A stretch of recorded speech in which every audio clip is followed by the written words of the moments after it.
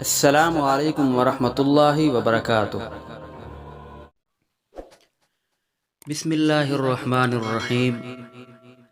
حضرت ابو ذر غفاری رضی اللہ تعالی عنہ سے مروی ہے، کہتے ہیں کہ میں ایک دن حضور کی خدمت میں پہنچا تو آپ اس وقت سفید کپڑا اوڑے سوئے ہوئے تھے۔ پھر کچھ دیر بعد میں حاضر ہوا تو آپ بیدار ہو چکے تھے۔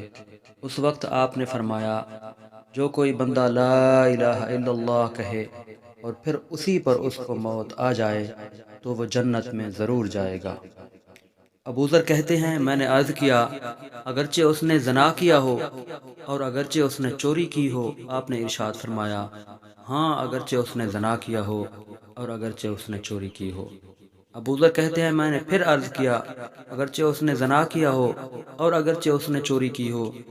آپ نے پھر ارشاد فرمایا، ہاں، اگرچہ اس نے زنا کیا ہو اور اگرچہ اس نے چوری کی ہو۔ تشریح: اس حدیث میں بھی لا الہ الا اللہ کہنے سے مراد پورے دین توحید یعنی اسلام پر ایمان لانا اور اس کو اختیار کرنا ہے، اور بے شک جو شخص اس دین توحید پر صدق کے دل سے ایمان رکھتا ہوگا وہ ضرور جنت میں جائے گا۔